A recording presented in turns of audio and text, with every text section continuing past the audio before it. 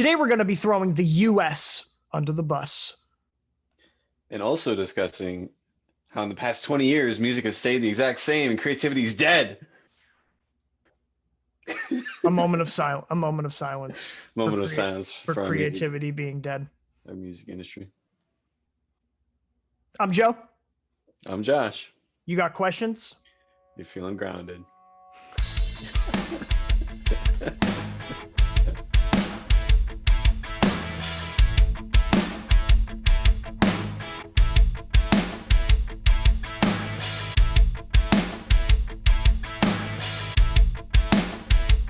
Welcome to Feeling Grounded with your hosts, Josh and Joe.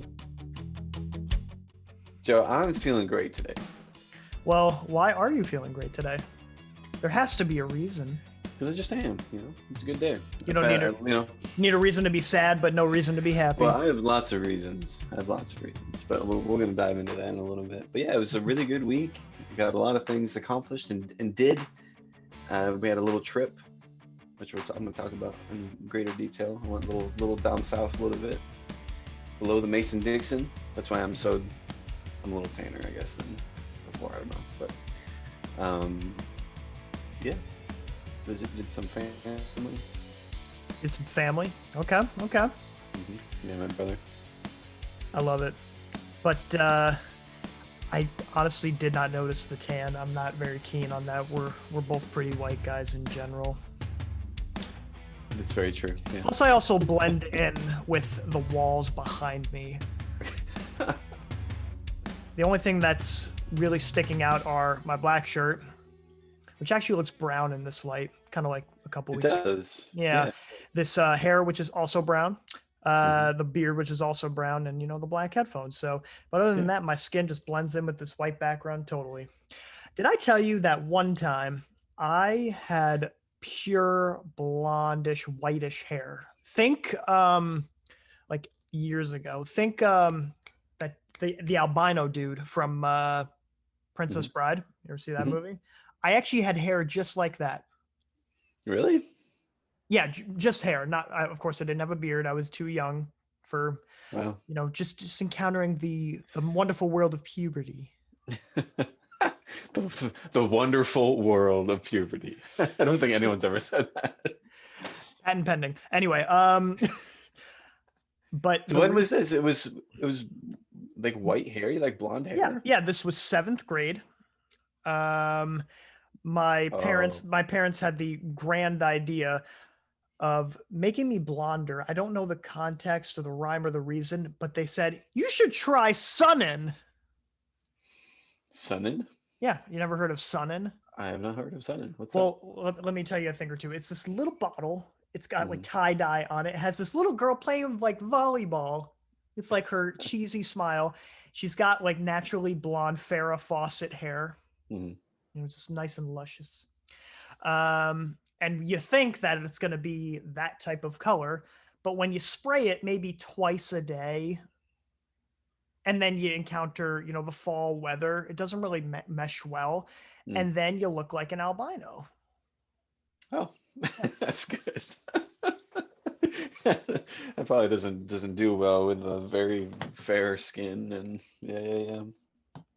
But I thought you were like meaning like sunnin is like you ever heard of if you get your hair wet and you dry it out in the sun, that oftentimes if you do that over and over and over and over, it makes your hair lighter.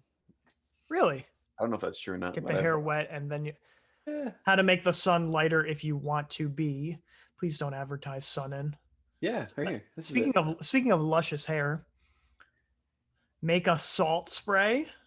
Okay. Mix water, a little bit of salt, spray it on your hair, and lay out in the sun. It will fade your hair to a lighter color. Yeah. Okay. Use lemon juice. So that's what I'm saying. Well, I guess I feel like if you're swimming, if you go to the beach a lot, if you're in the ocean and you're out laying out in the sun, you dries your hair. It like makes you lighter after a while. Wow. Orange and lemon. Never knew that one. Do a conditioning treatment. What does that mean? Moroccan oil. Yeah. Through the sun, though the sun isn't damaging as bleach, it can still dry your hair out. Anytime you're spending prolonged time in the sun with hair exposed, make sure you follow up with a deep conditioner to restore hydration. Is that it? No. Oh, now we have TikTok. Yeah, Get out of that's here. Miss ugh, me with that TikTok stuff. nasty. Yeah, that's what I always Yes. believed. So, and one thing, because when I used to work at the camps that I used to work at for summer camp, I would stay there, be outside every day, all day, like for the entire summer from June to August. My hair, it was always much lighter. At least it seemed that way. Mhm. So that's why I always believed that. So, what color would you say my hair is? I Is would yours say it's dirty like blonde. Mine might be a little bit darker. right? You think my hair is dirty blonde? Like my hair? Well, you've been wearing hats for a while. True. Yours is a There's lighter a reason. shade than mine is. Mine's like a chestnut brown. Look at Your- that. Maybe yours is Got like that redhead. hazel brown. It could be. I don't know. Yeah, I don't know. I've awkwardly fixed myself. I've gotten like dirty blonde a lot, and I didn't really believe that. I always thought I was just like brown, but Mhm. I guess my beard's pretty light though. It is. Yeah, especially Yeah. in the mustache chin Yeah, area. like here-ish, yeah. I actually encountered probably about a month or two ago, there was I think it could have been just incredibly blonde. Mhm. But ladies, I'm starting to get one gray hair, one George Clooney gray hair. You can't see it anymore because, You pluck it. yeah, Yeah, I get them over here, and I pluck just them. one, just one. Yeah, I had one like silver wiry one that was like way longer than anything else. It was just like chilling there. Yeah, I get them. I don't know if you can see any. You get them in here sometimes. You made like the troll face, like the troll. Yeah. Yeah. Wow. I was gonna say something, but I forgot what I was gonna say. What were we talking about? Beards and sun and hair. Beard, sun, and hair. Man, I don't remember. Well, Joe, did you know I'm drinking you? You're what? I'm drinking a cup of you. Oh, a cup of Joe, cup of me. Cup of Joe. What's in your cup of me? So I have some cheap hazelnut coffee. It's like a store brand. For your K-cup. hair color, Hazel. Mm. Mm. And then with hazelnut creamer. This is a double nut. Double nut coffee. That's what I'll say. I have just regular old oh gosh, what is it? Captain America's brains. I do have Captain America's brains. Yes. That is America's brains.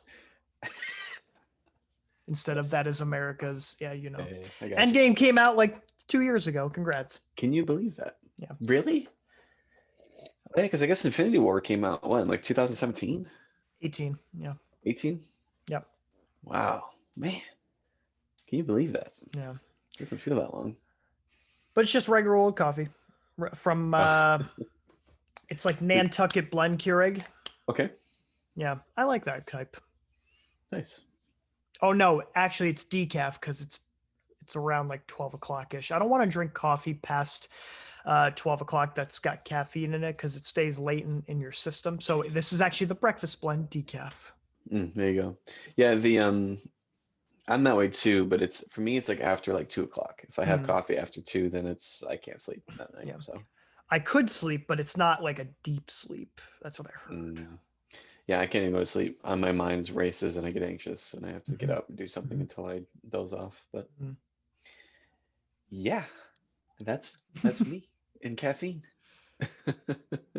My brother tried to offer us Death Wish coffee, and I said no. I've had Death Wish. I was too afraid to try it. It's not. It's nothing to Not gawk that at. bad. Okay. I mean, maybe it's different for me because I don't know what my tolerance is compared to yours, but Right. maybe give it a fighting chance. It is Death Wish after all. Right. Now, what's your average? Do like a 2-cup kind of person? Are you a 3-cup kind of person? Are you a whole like pot kind of person? Like what Only 1 cup, but I like having decaf at night. I do 2 cups, and then today I decided to do a 3rd cup. That's what this is. And you're not feeling like jittery. No, I'm okay. Yeah. You seem pumped up. Yeah, well, I guess so. I got some energy. Well, that's a lot of reasons. I'm just a happy person this week and last week, but I'm happy. Yeah, normally I'm just kind of like, I'm here, just chilling through life. I'm happy, I'm hitting blips every now and again and hitting lows every now and again. But this week, man, I've been You've been building. soaring through the stratosphere. Where is the stratosphere?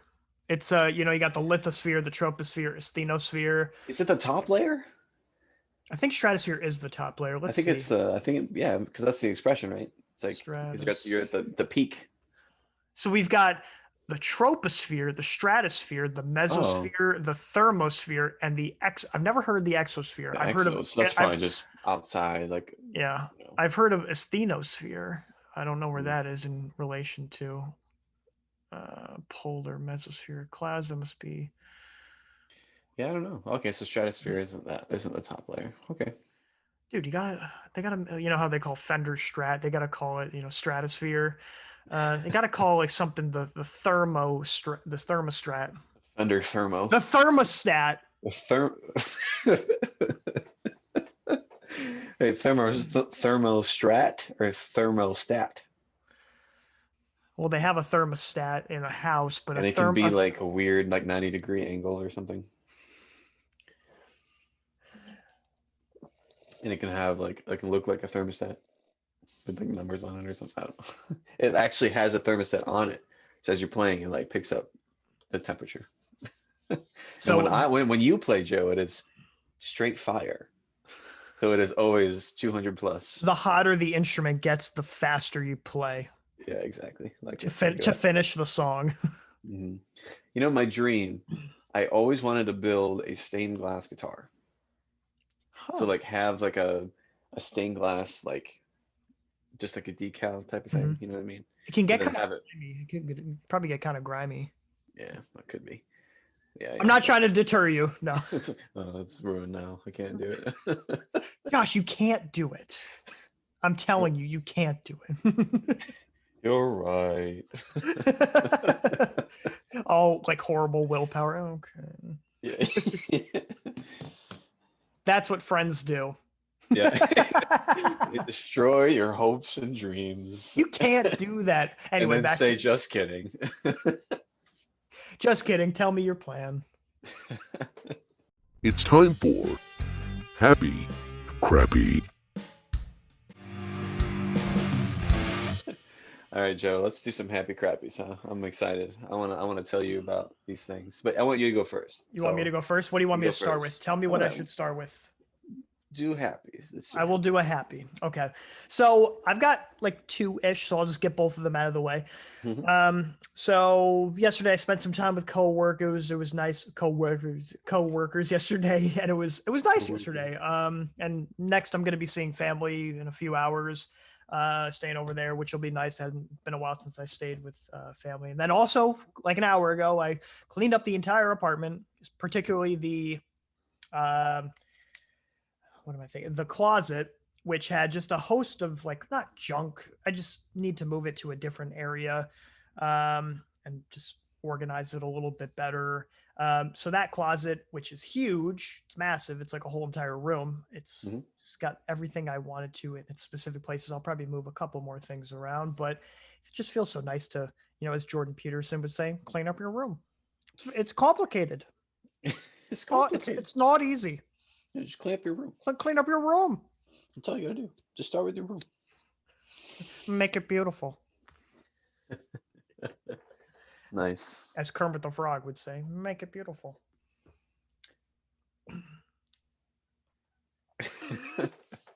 was just gonna try to sing Rainbow Connection, but I couldn't think of the first words. Wait, is Rainbow like like that mop top blonde haired kid who is like, won't you be my friend? That kid? Do you know that kid? I don't. Like I see him on Instagram every now and again.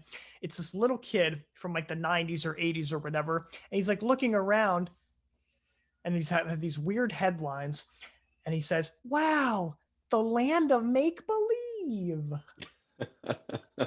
Is that Rainbow? Please tell me in the comments. It might be, yeah. Which it reminds me, hey, follow, subscribe, hit those buttons, hit the bell button. And also, exciting news, check out our Instagram. We have a cool announcement on there about other things that we are now on. which I We guess are we'll now say. on Spotify, Audible, Amazon Music, iHeartRadio, and Patreon. If you donate $3 a month, you will get access to exclusive content, and it just motivates us to continue on further. Yeah, exactly, exactly. Let's make it happen. Make it happen. Thank We'd you, love to friends. keep this rolling. And subscribe to us on YouTube. And share with your friends if you think our content is good, and also just leave some comments. Come on. Ask us any question about anything. Yeah, do that. Anything. All right, Oh, Joe. not just anything. Anything. Oh, did I do the ASMR Yeah, whisper? that triggered me. Yeah. I felt you in my brain. It's like you just crawled in my brain and whispered to me. Okay, give me a happy or a crappy. All right. So I will do some happies. Okay. So, two things. First thing, Joe, what would you say if I told you that I was going back to school? I would What would you say? say this is a surprise to be sure, Some, but a welcome some a one. surprise and some news. Yeah, well, that's what's happening, Joe. Okay. So, but this is what's going on. Initially, I was thinking masters. Okay, whatever. Okay, well, let me break this down a little bit. Let me break this down. So, a couple of weeks ago, I decided I wanted to do like a pros and cons list of the future because where I am now, it's Map it not gonna out. stay. Yeah, Mhm. it's not gonna stay. So I want to like think about the future and get excited about a new career path or a new future or whatever it is. And so I made this like long Google Doc where I was like, okay, scenario one, bam, go back to school, do this, become a teacher, here, blah, blah. And then it was like pros and cons. Pros, stuff I could sort of be good at. Cons, well, I actually hate teaching, so I don't want to do that. So then, so then I Mhm. kind of make this whole thing. And then one of those options was, hey, you love recording. I was like, yes, I do love recording. This is true. I love studio stuff. I love music production, music producer, sound producing, recording engineering, audio, whatever. And so I was like, you know what? Let me just see if I could just get a simple associate just to have something on my resume. Right, right. Just so I don't have to pay a lot of money. I don't have to do whatever. I can just get this thing saying I did something cool and whatever. I look it up a couple weeks ago, and Los Angeles Film School has an associate's uh, program online. Get your associate's degree in music science or associates of science in music production. That's what it is. Hmm. All online, no live classes. You do one class a month, and it's all project based and assignment based. You log in whenever the heck you want. You get work done, and then as long as you're finished by the end of the month, you're good to go. Hmm. So I said, you know what? It sounds pretty good. It sounds pretty good. Let me talk to my lady about it, and let me think about applying. The next day, so this past week, I applied. I think it was on Sunday or Monday. I got accepted. I got financial aid, and I'm starting Monday. I'm starting in a few days Dude, nice. for music production. And I was looking at the classes, and it was perfect. It's like everything that I love. It's like learning how to use Pro Tools. I know how to use Pro Tools, but I want to learn more. So I've taken 2 classes in Pro Tools. Right, I'm right. doing like synthesis and mixing and mastering and business classes for music and like all this stuff. It's supposed to be a 20-month program, but it's going to Mhm. get down to like probably just a year with the stuff that I've already taken. Because I'm Right, maybe right. like my theories and all of whatever boring classes are all out of the way because I already took those.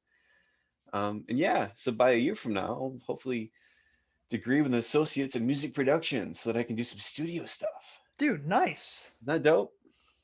I'm so excited for you, man. Yeah, which I love it. I love it, man.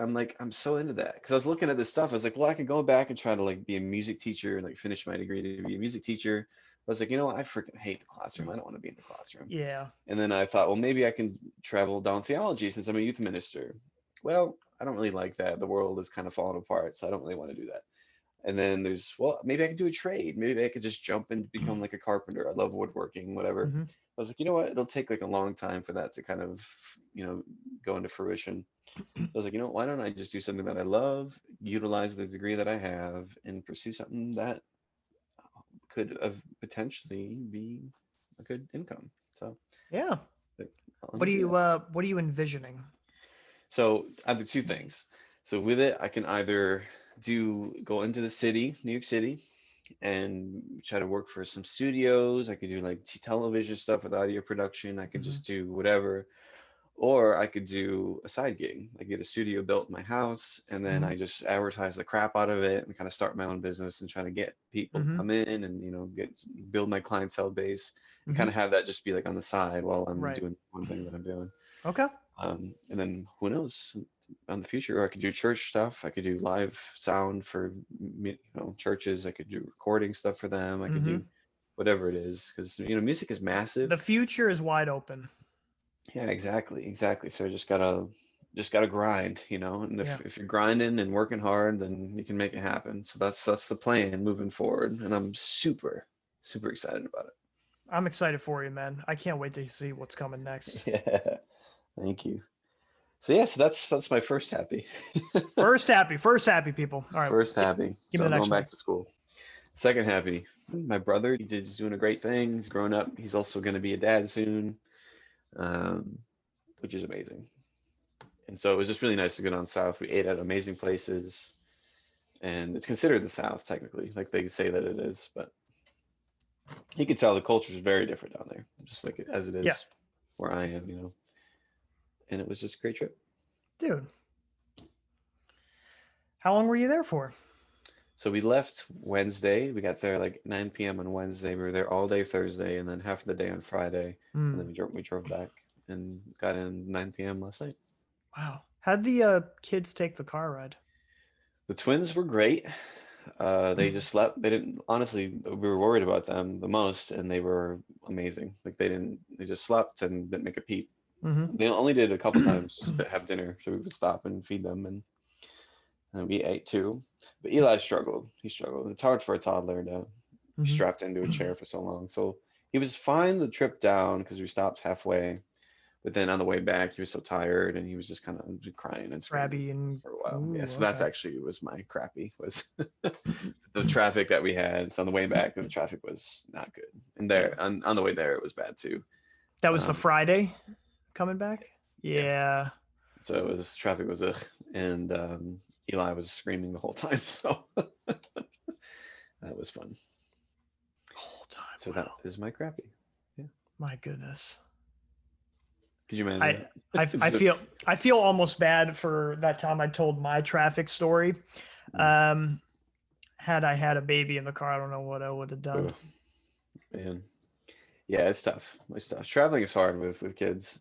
Um, it's actually not that bad with newborns. They tend to just sleep, which is great. Hmm. The thing with Eli is he was bad though too, because he never liked the car seat. He could not do a car seat. He always Yeah. cried. Like normally children just fall asleep in car seats, but he Yeah. doesn't because he's so energetic. He just needs to run around and do things and like and Yep. since the idea of him being strapped and he just Gets like, fussy. yeah. So that was that. Mm. Poor kid. Yeah. Got to run around, giving Just them wants breaks. to use his energy. But it was good. It was a good trip. Yeah. He had a lot. He had so much fun in the hotel room.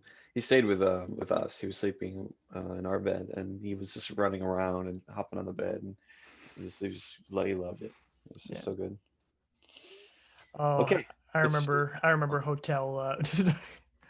I remember my hotel escapades too, running around that entire organization, just running amok. Yeah, I really hope that's not Eli. it's good stuff. I'm sorry.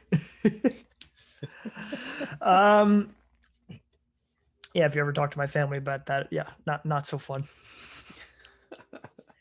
Anyway, that's a crappy situation for parents, but my crappy, yeah, since I'm gonna be with family, which is a good thing.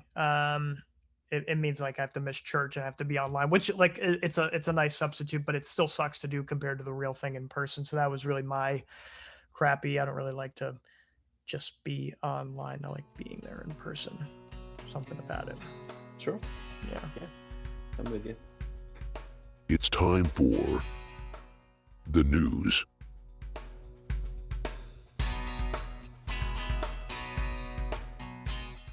The Secretary of the State, Anthony Blinken. Abraham Lincoln. Abraham Lincoln. Abraham Lincoln was a woman. Remember that episode? Abraham Lincoln. Abraham Lincoln. Which one was that? Was that the second or the third? definitely the second episode. The second episode, because we did the reacting to the tabloids. Go check it Secretary, out. please do. I love that episode. Go watch that one. That's a good one. So what's his name? Secretary of State Anthony Blinken.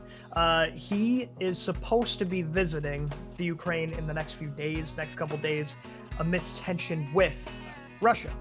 And I learned that and he had an interview with CBS 60 Minutes or whatever.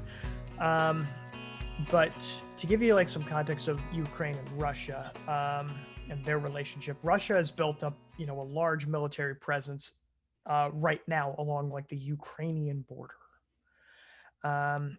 But Blinken, from my opinion, he seems to be kind of clueless about this. He says, I can't tell you why, Mr. Putin has what his intentions are. But apparently Putin has pulled back some of these troops in like the last few days.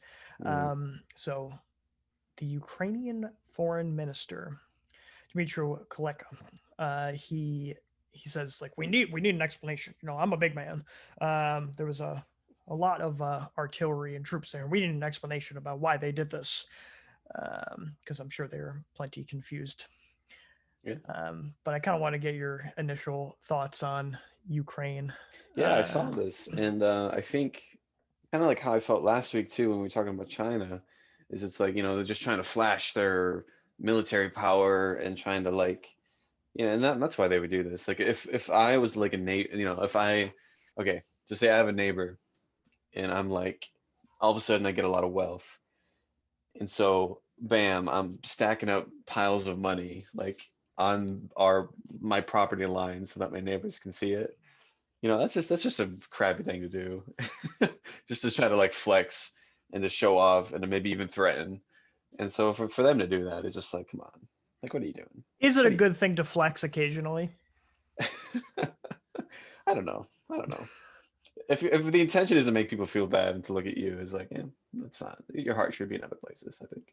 Yeah, your heart should be motivated by a spirit of giving and of love and service, not just showing off how big your tanks are. Am I right, fellas? Well, I suppose even with this flexing, Russia they claimed it was a military exercise. Like saying we're just trying to like just show our defense capability or some stuff like that. That's what their defense minister actually said. But I really hope that like they had all of the men, like every soldier, just line up on the border and do jumping jacks, like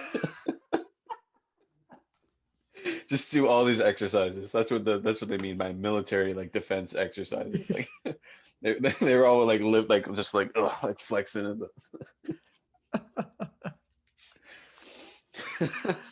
That's all that I envision. Like that's what I hear. I hear Russian people that are just riding polar bears, wearing thick coats, and just being mean to them. That's our interpretation of the Russians. I mean, like you hear in mainstream news, like it's the Russians did it all the time. Yeah. And I'm trying to understand, and this is actually a pretty good defensive exercise for me, why in the heck this has been propped up for years and years. And then it really, really hit me. Like I'm gonna go off on my tangents as I usually do with this stuff. So Russia is being provoked by the United States via Ukraine.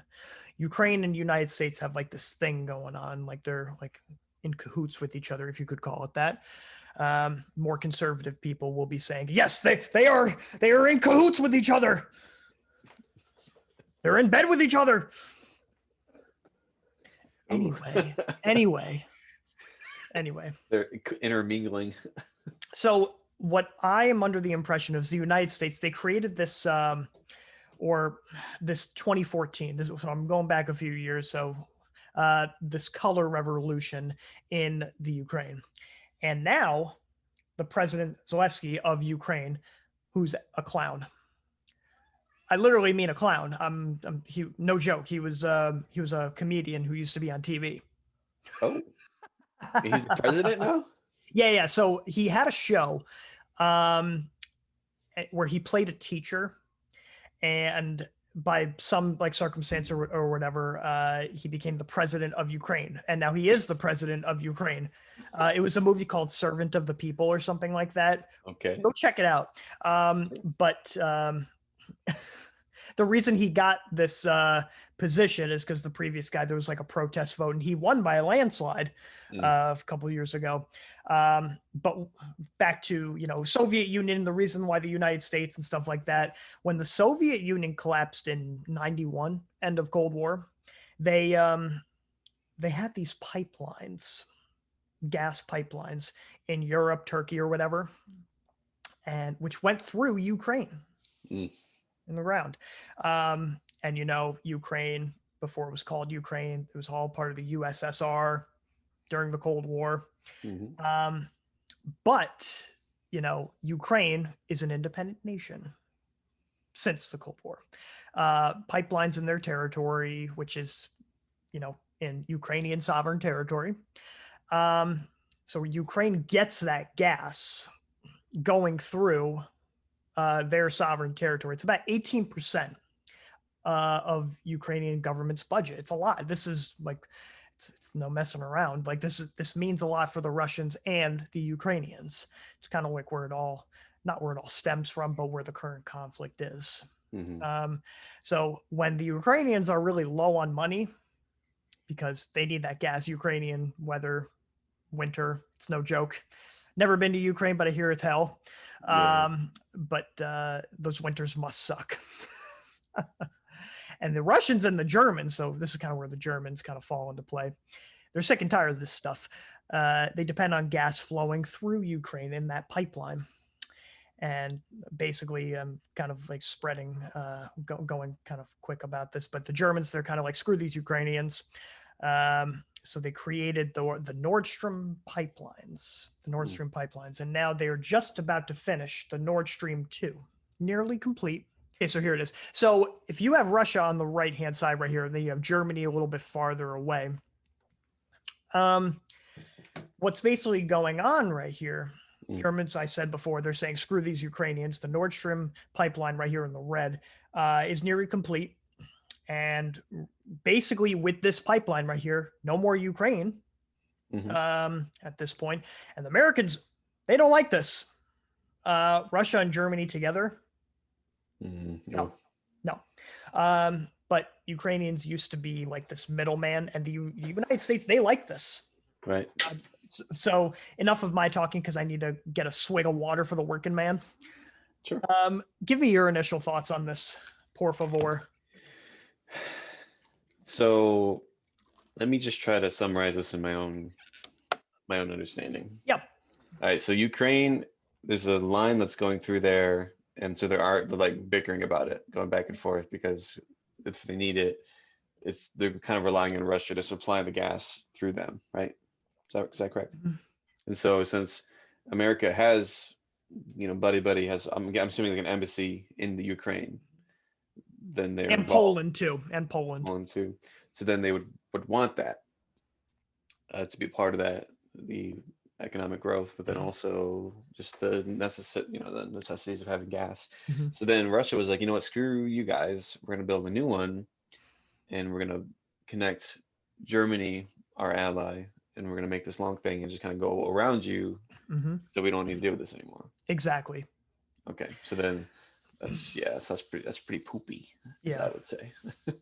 I can get I'll get more into the Russians' kind of point of view, especially, and Germans with Ukraine, because they're saying screw these Ukrainians, especially like from a financial aspect. Right.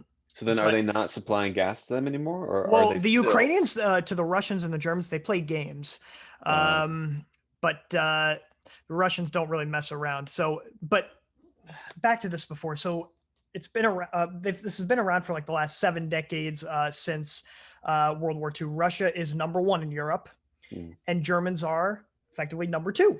Right. So they see eye to eye on a lot of stuff. They agree with a lot of stuff together, and they've been at war against each other at times. We know that from the world wars, but you'll find that they see eye to eye on a lot of issues. And if they start acting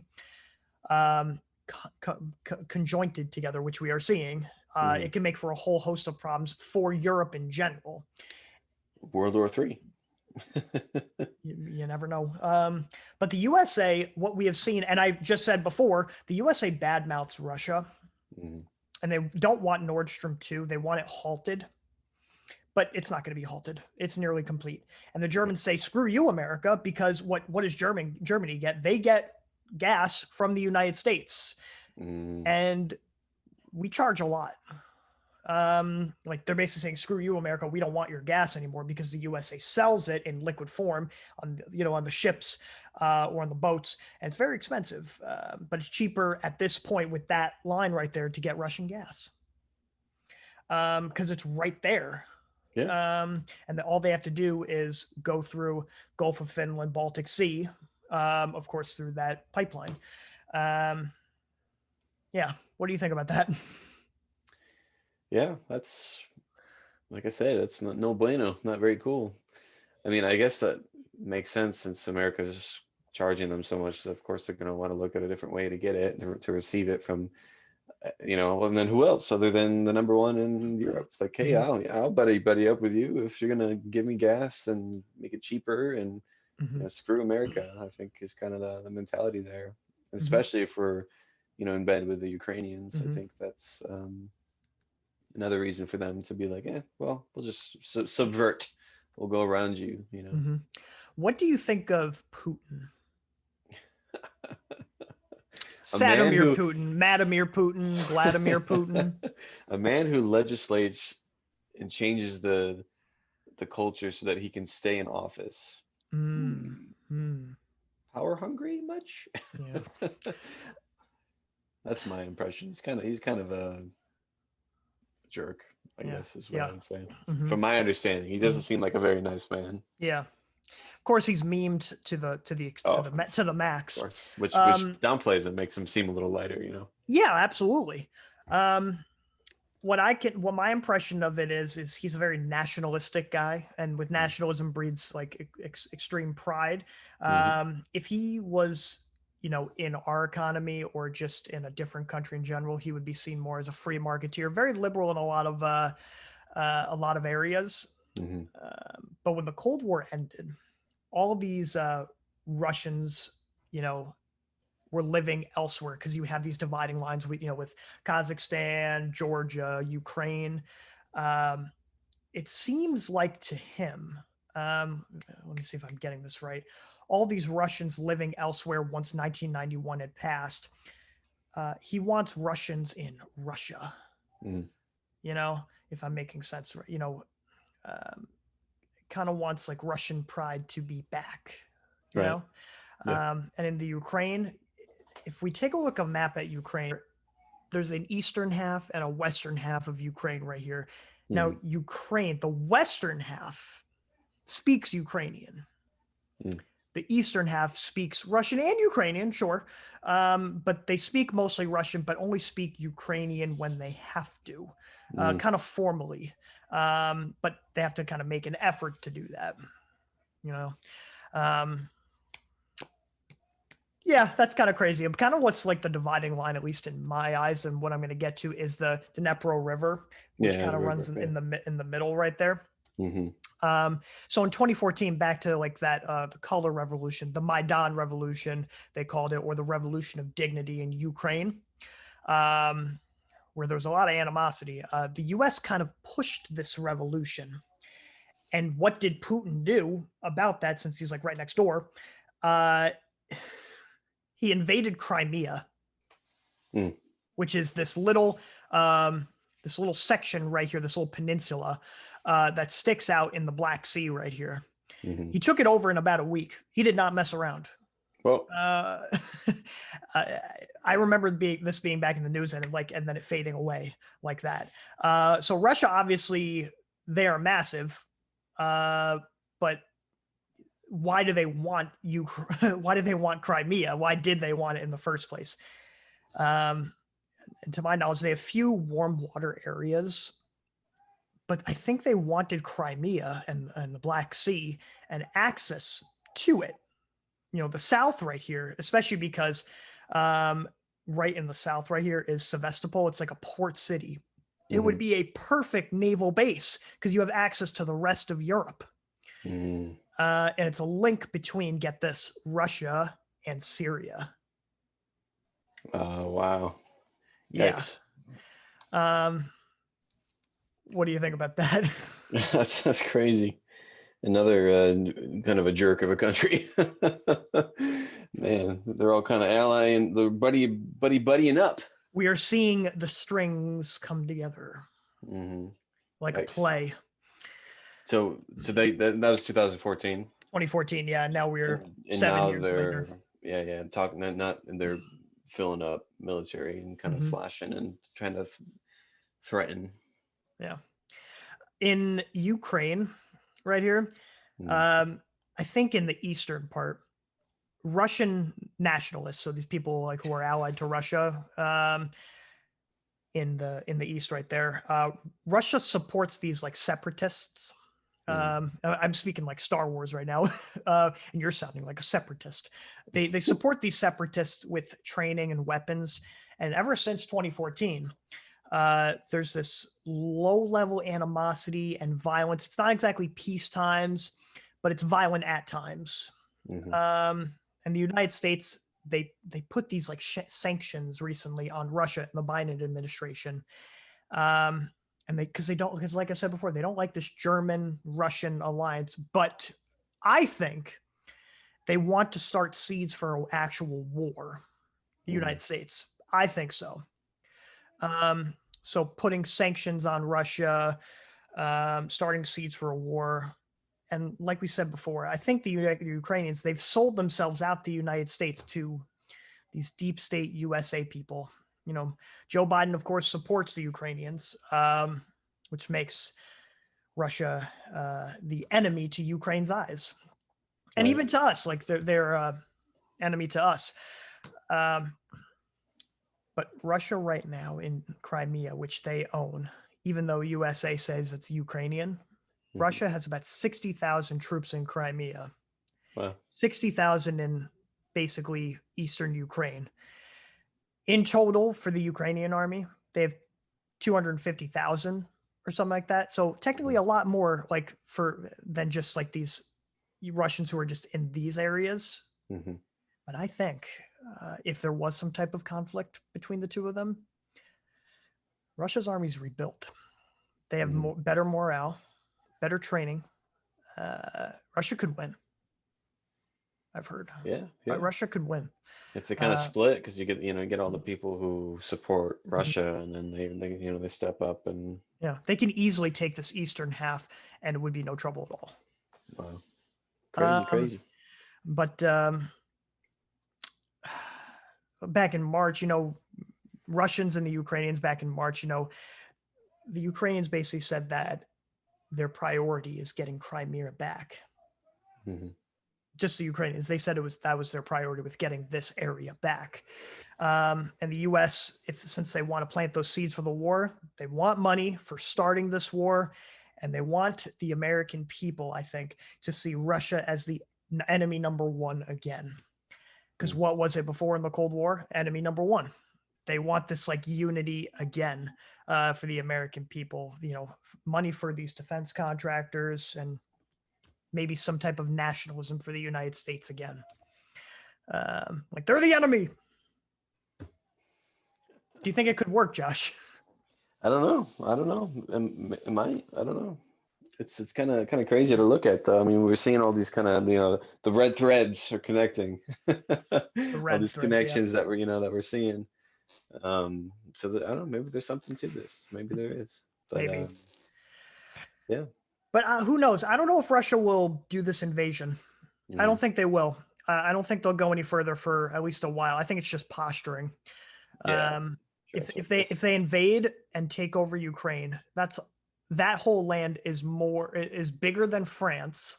And they would have to manage it. And I'm sure there would be Ukrainian separatists against the Russians that they would have to fend off these freedom people. But it kind of tells you the United States mindset. Yeah. They want war with Russia. And maybe willing to go that extra mile to Yeah. fight an enemy. Yeah. Yeah. Some want peace in the United States, some want just peaceful trade, but others, these are people are puppets of the arms dealers and the manufacturers and, foreign powers. And it's really, frankly, it's sickening. Yeah. This is Yeah. what we got to work with.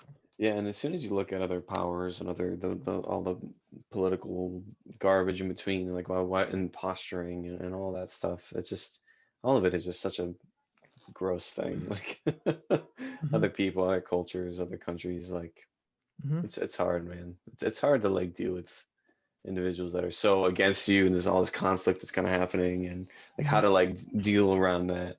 But in the meantime, you still have to show power because you don't want to seem like you can be trampled upon. So it's just Mhm. always that game of like how to respond to foreign powers when they're threatening Mhm. other people.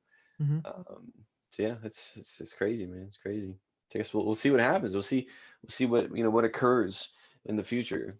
Yeah, it's a developing thing, and I can't wait to see what comes up next. Well, I want it to be as peaceful as possible because human beings, you don't want Yeah, anything yeah, bad. yeah, you don't want it to break out into war, but No, hopefully they can resolve it. with peace. As Palpatine says, and we shall have peace. Yeah, right. Sounds about right. Yeah, that's kind of who Putin is. It's kind of like Emperor Palpatine.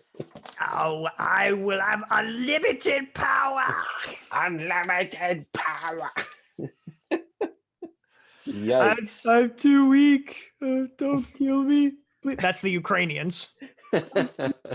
Uh, put me into the United Nations. The future is inevitable, but let's travel back in time.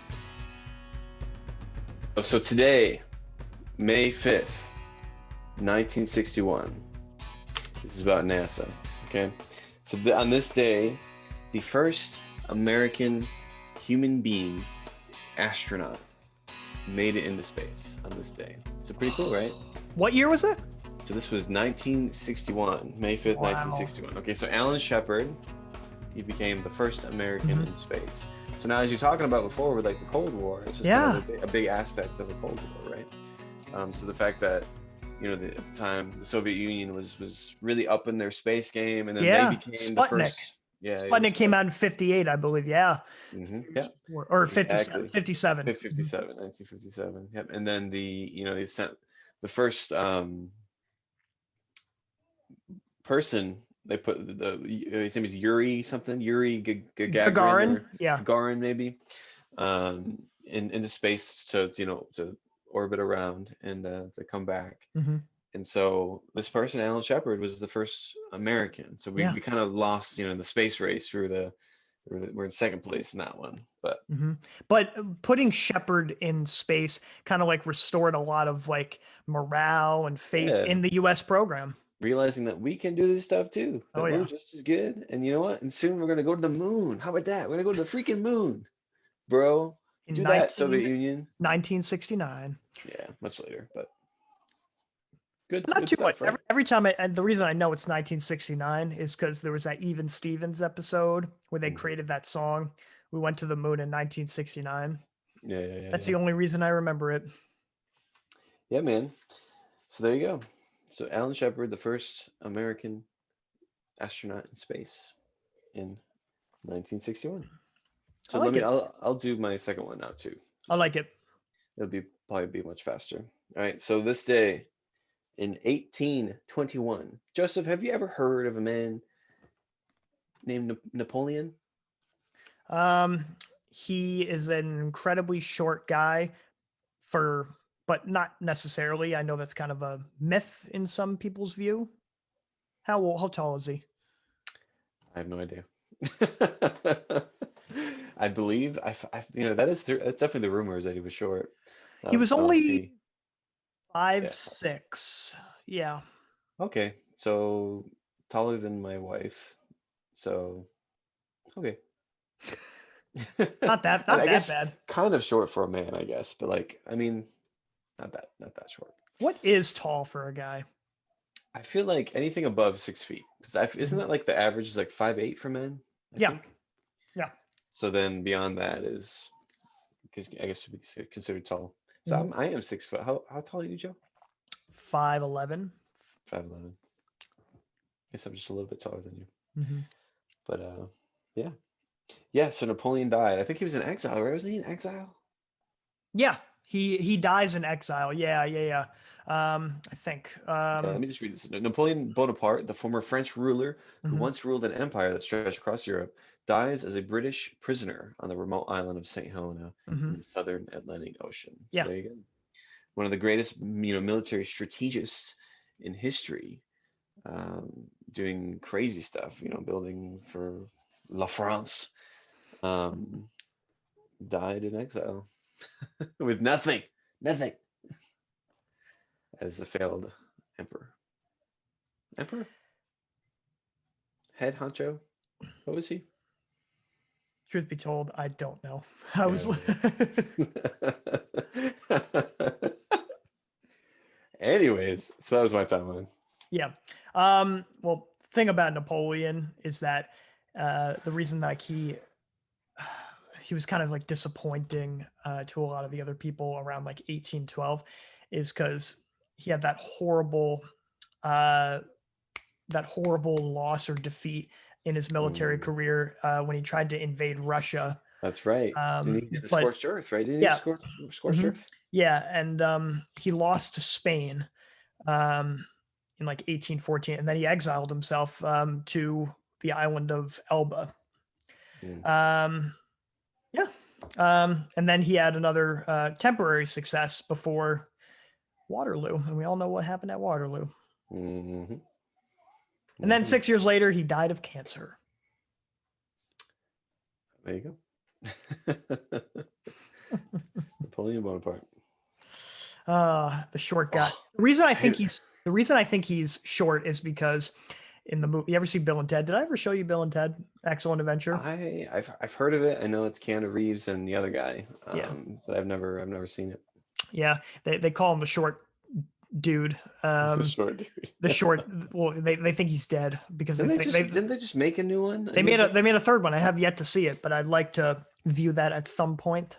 I heard it was not as good, but who Well, knows? the second one was awful, Oh, but really? if it's better than the second one, I'll take it.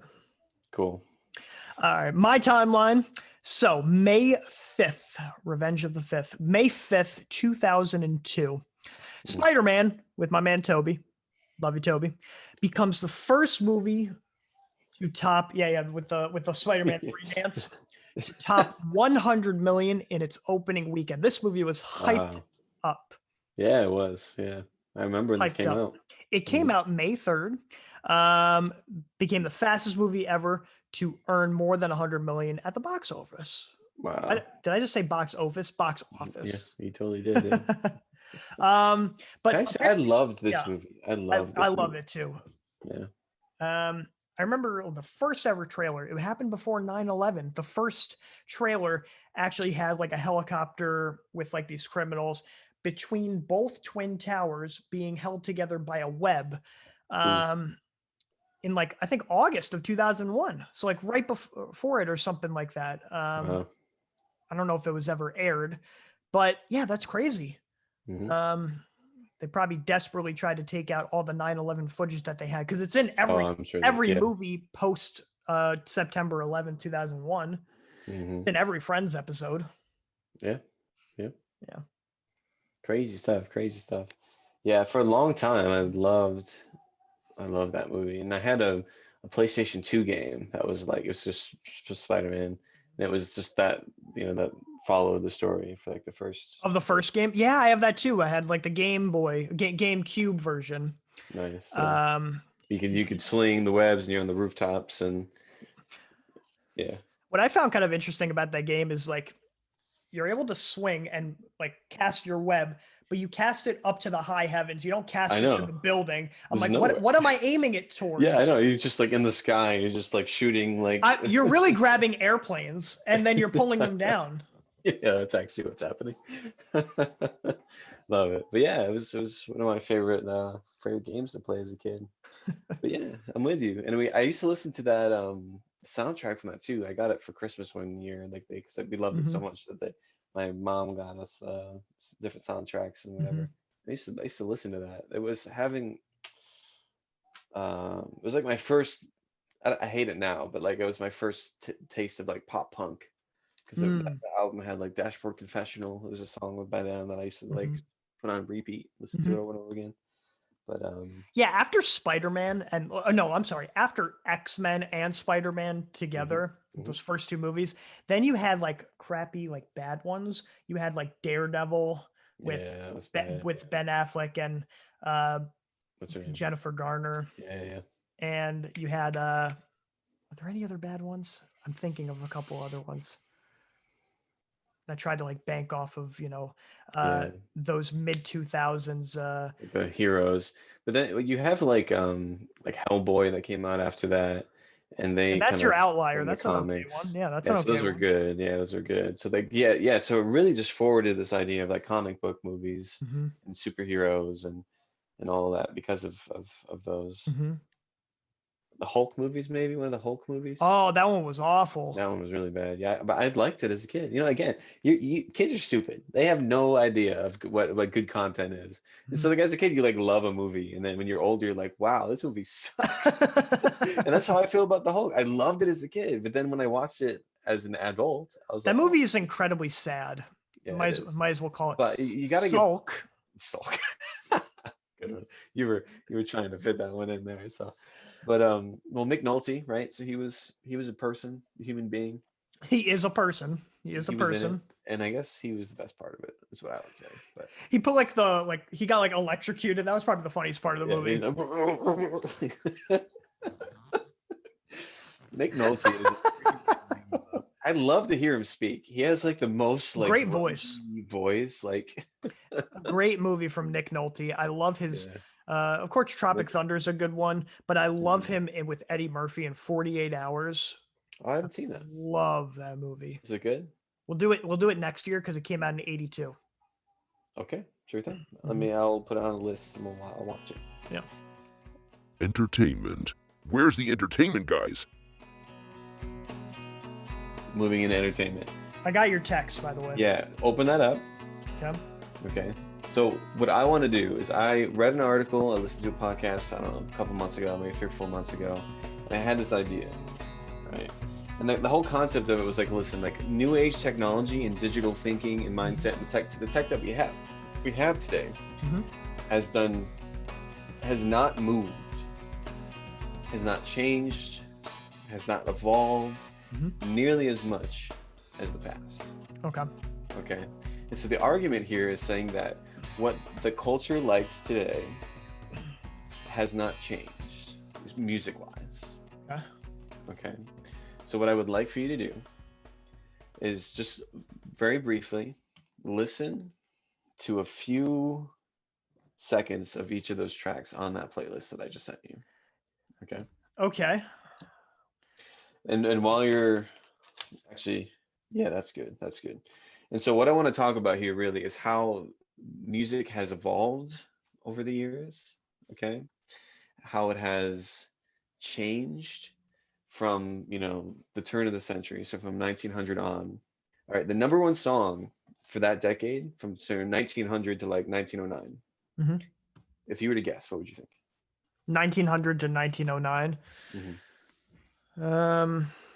I got nothing, man. Grand Old Flag. Okay. Okay. Yankee Doodle Boy. All right. So like we're talking like fresh out of, American nationalism, like the songs that you would think of when your grandparents are loving the country and they're wanting to feel for the country. Okay. 1900s, the Grand Old Flag, Yankee Doodle Boy, like patriotic songs. 1910s. Now things are starting to shift a little bit. Okay. Okay. So now we have instruments. We do band stuff together. The piano is starting to become something. In the 1910s, we have ragtime. So ragtime becomes like the thing that people are into, Hmm. right? 1910s. And for example, there was one called Alexander's Ragtime Band, which was like Yep. very popular during that time period. Okay, so you kind of know what ragtime sounds like. It's very upbeat, kind of happy, choppy, and then people tend to sing over it. All right, and then the 20s kind of starts slowing down and jazz starts coming in again, instrument stuff, but again, kind of a shift in what the instruments do, Mm-hmm. kind of how they sound, how they're played. You get different musicians that kind of come in. Mm-hmm. And the most popular song in the 20s was a song called My Blue Heaven by My Gene Blue Austин. Heaven. Okay. Now, this is Okay. like a slow, kind of a sweeter song, just kind of like I thought romantic. I thought Boogie Woogie Bugle Boy was going to be on there. You would think so, but Yeah, yeah. Okay, no. the Okay. more you know. Yeah, 30s, Over the Rainbow. Of course. 1939 with Yep, Judy Garland. Judy Garland. So we're seeing again, kind of, band, orchestra, Mm-hmm. instruments with just a vocalist that's doing their thing. And so this is kind of what we see for a long time here. In the 40s, a song called Stardust. Now this is more jazzy again. And then in the 40s too, we get Bing Crosby who comes out, and Yeah. he's kind of Crooners. the head honcho. Then you get the crooners that start to kind of, arise. But yeah, it's the same format. You get a band, a good headmaster who throws the music together, a maestro. Okay, and then you get a beautiful singer that does their thing. One of the most famous songs of all time that sold like the most amount of records was White White Christmas. Christmas, yeah. White Christmas, and so that was huge in the 40s. But again, That kind of came out the with same the format. Holiday Inn movie, right? Yeah, Holiday Inn. Yeah, one of my favorite movies of all time. I love that movie. Remember when we watched that for Christmas? Yeah, yes, that's right. That's right. Love it, man. Good memories. But then things kind of start shifting a little bit, right? So we think about electricity, how it's uses like circuit boards that kind of like start to get better. We have transistors, we have like different things, we have like tube amps, radio technology starts coming out, and then Right. so the microphones happen, we have those, but then we get electric guitars, Mm-hmm. okay? And in the 50s, you got your rock and Mm-hmm. roll. So then this is kind of where the big shift happens, right? So the first like 30, 40 years, well, I guess 50 years, right? Of the 1900s, it's all instruments, it's all singers, it's just like focus on like even like regardless of the location, like the culture, Mm-hmm. you get your instruments and you get your Your singers. singers, your orchestra. Mm-hmm. Exactly. And that's kind of basically what it is. But then in the 50s, this is when bands start happening, right? Mm-hmm. You get your like typical your rock band, your cultural shift from people that are rejecting, the lives that their parents were doing. You get kind of like heavier stuff that starts kind of approaching, your Elvis, your Buddy Holly, Mm-hmm. your Bobby Darin, even when he comes out, and kind of in that area, and then your the peak of the crooners Mm-hmm. start to unfold.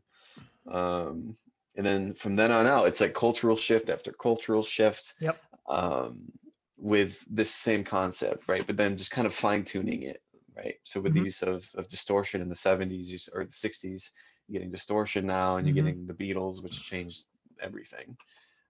Oh Um, yeah. in the 60s, Neat. It goes and without saying. yeah, exactly. And then things start to kind of branch out from here. Like you get your psychedelic stuff, you get your gospel, you get your uh, Motown. yeah, your Motown, you get your Aretha Franklins, your Bob Dylans, all that stuff. In the 70s, you get your dad rock, the Eagles, Led Zeppelin, um, different stuff like that. Queen, Simon and Garfunkel, again, that Yeah, are all kind of your arena rock, like yeah, Boston. your arena rock, which is again just taking that same format that kind of was beginning in the 50s, and then Mm-hmm. just developing it and changing it, kind of tweaking the sounds. Okay, and then in the 80s, transistors make a big shift, and now we have synths. Okay, we have Ooh. synths, we have drum pads, we have keyboards, we have guitars, and then there's a huge cultural shift again. Big change, big change. And so there's a massive change here that's happening, Mm-hmm. right? So you get your regular bands and your vocalists, and then you get your like the smaller bands that happen, just the four piece with Mm-hmm. the main instruments with the heavier, distorted instruments and Yep. the drum sets and all this stuff. And then the 80s, you get the electronic shift that comes in. Mm-hmm. Okay. And that's why everybody thought they were living more in a plasticky age at that point, because hmm having synths, some people criticize that, especially the older people, as sounding fake and synthetic. Synth. Yeah, you get it.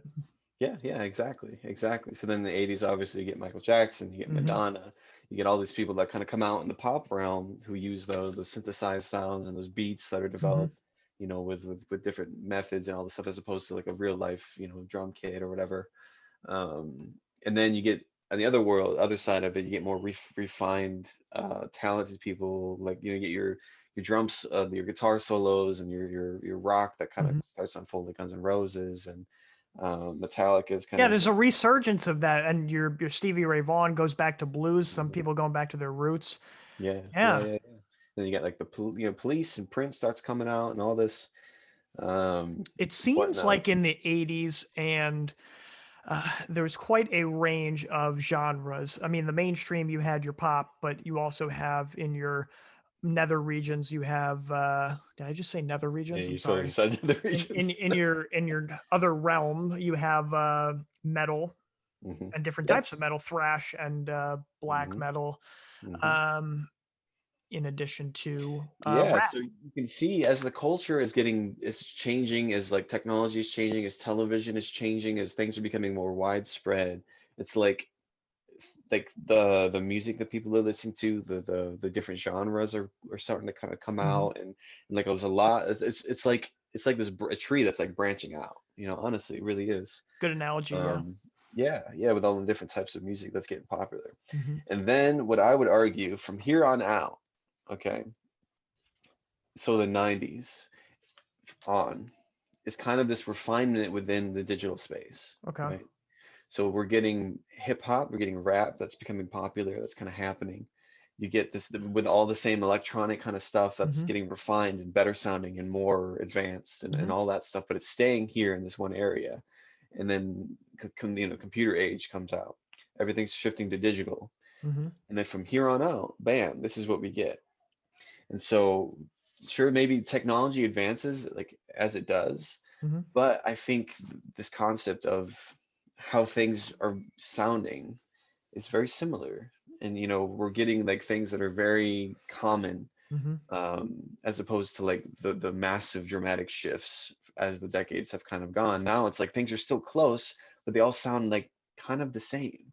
And Hmm. so that's my argument here is because we haven't really seen as much of an advancement in technology. Hmm. We have our guitars, we have our amps, we have our digital synthesizers and our DAWs that can create MIDIs and all this stuff, but we've had that for a long time. Yeah. We've refined it, and it may sound a little bit clearer and better to our ears, Hmm. but it's still the same idea, the same concept. From maybe the even 85 on, it's kind of all the same. The stuff that we hear, it's all synthetic, and the concept of like trying to make a statement through the Hmm. music, or like to understand the music's purpose. Hmm. It's to kind of like just aid you into to be a part of your experience as opposed to like a listening. You know what I'm trying to say? Yeah. Yeah. So like I'm meant to party while listening to this stuff. Like I'm not meant to just sit and listen to it. You know what I mean? And that's kind of Meant how to I feel just, it's so different. have it on as like your background elevator music while still using it for something other than elevator With music. yeah, It's with just there for the filler. with different activities happening. But Hmm. then you go back to Simon and Garfunkel, and no, And there's that needs listening because there's so much going on. It's very so dense. much there, and they're trying to make a cultural impact. They're talking about things that are happening. They're saying like, There's a listen, message in like their life will wording get too. better. Yeah, exactly. And so that And there that's are some outliers in 2020. I'm sure there are people yeah, like I mean, of in course pop there are. mainstream. Sure. And that what I was saying with like the branching out from the 70s on, like that's so true today too, where you can go through and find anything you want, and you can find sound alikes to every genre and culture today, Mhm. widespread even more so. But when we look at just the mainstream, what's popular is we have this massive shift of, well, okay, life is difficult, or sorry, since we're beginning from the 50s with like, I'll just kind of sit back and easy listening stuff. So maybe even like, you go into a dance and with your loved one, um, and then it becomes like the 60s and 70s where they're trying to make statements through the Yep. music. It's being like listen to us, listen to what our youth are saying, like listen to what's going on. And then you have that massive shift of like, well, let's just talk about love and relationships and then partying. And then that's what we kind of are at today. Yeah, it seems that when the 1950s happened, you still had like your easygoing United States population. That when trials and tribulations occurred, the music responded to that, and with that conflict bred such grand uh, music, such creativity. And then also as time went on and conflict kind of like abated, you had more relationships and excess. And I actually think that kind of happened with the 70s too, Yeah. because that was the me decade. as that went along, songs became more about love and relationships. And Mhm. eventually that came to a head where were focused on relativism. Yeah, and honestly, it's kind of like this thriving sense of the youth culture. Yeah. You know what I Yeah. mean? Because like up until the 50s, it was like about the adults and it was about, the workers and those who returned from war and like striving through and fighting through like the Great Depression or like, Mhm. and from before that. And then all of a sudden now we have this massive shift of consumption through the youth and through all of that. In the 60s, that's kind of happening as they're getting, the kids from the 50s are now adults Mhm. and like what they're saying and they're trying to rebel and to go against what their parents are doing, and falling into drugs and sex and money and the desire and anti-war stuff. And this is Mhm. what true love is. Like, let's get away from the church. Let's like focus on us and what we want and what we desire. And then moving forward with that culture, and then their children kind of live that sort of way. And we kind of see this like massive shift Mm. that's occurring through the consumption of media. And now it's like it's no longer the main center point. It's not like the focus. Yeah. The It's message. like, Mhm. yeah, it like becomes like I'm gonna listen as I'm doing something else. Like, and so I feel like that's like such Yep. an interesting thing It's that's a happening. product now. Yeah, exactly. It's just something I can consume and then throw away like anything else. Um, and that's a shame because music isn't it's not supposed to be like that. And so that's why I'm so disgusted by like common stuff because like it's just designed to be thrown away. It's like the new hot song for the summer. You can listen to it for that summer and then all of a sudden it's gone forever.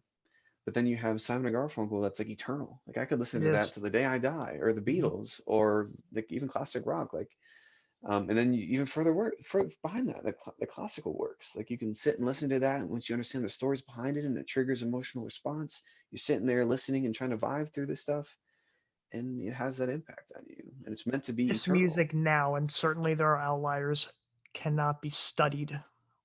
Hmm. It cannot be studied like the way that we would study stuff from the 70s and backwards. Oh, you really can't, because there's nothing there. There's nothing to like dissect. Mm. It's nothing to analyze. It's just the same four chords. Like here's a little drum beat, here's some synth stuff over top of it, and then here's someone talking about drinking and having sex. Like, Yeah. or not even that, but just like partying or just having a good time with your friends. Like this, I don't know. You know what I There's mean? nothing cringier when a mom or a dad kind of sings the songs of today Yeah, yeah, because it exactly. makes absolutely no sense what they're singing, yet they don't know what they're singing. Right. Yeah, because it's meant for the youth to consume and then throw it away. Yep. It's crazy, man. Crazy stuff. Okay, guys. So we want all of you to subscribe to us on YouTube, like the video, hit the notification bell, helps us out with the algorithm. Get to us on Patreon. We have access to exclusive content on there, $3 a month. It helps us make more awesome content, and we appreciate you guys going on there. Spotify now, Apple could be in the works, maybe. We'll see. Audible, that's a thing. And also Amazon Music and iHeartRadio. We appreciate you guys. Please ask us a question about anything on our YouTube channel and our Instagram channel about anything. Literally anything. Like Literally anything. what's our shoe size? Like, go ahead. Yeah. Make it happen. And the one thing I will add is now you can listen to us in the car, right? So a lot of people don't like to use that data for video viewing, but now throw us on Spotify and listen to Mhm. us on the way home or on Thursday morning on your way to work. Oh, yeah. Just listen to our soothing voices as we complain about our Wednesdays at culture. 12 p.m. That's when all episodes drop. Thank you, Yeah, guys. yeah.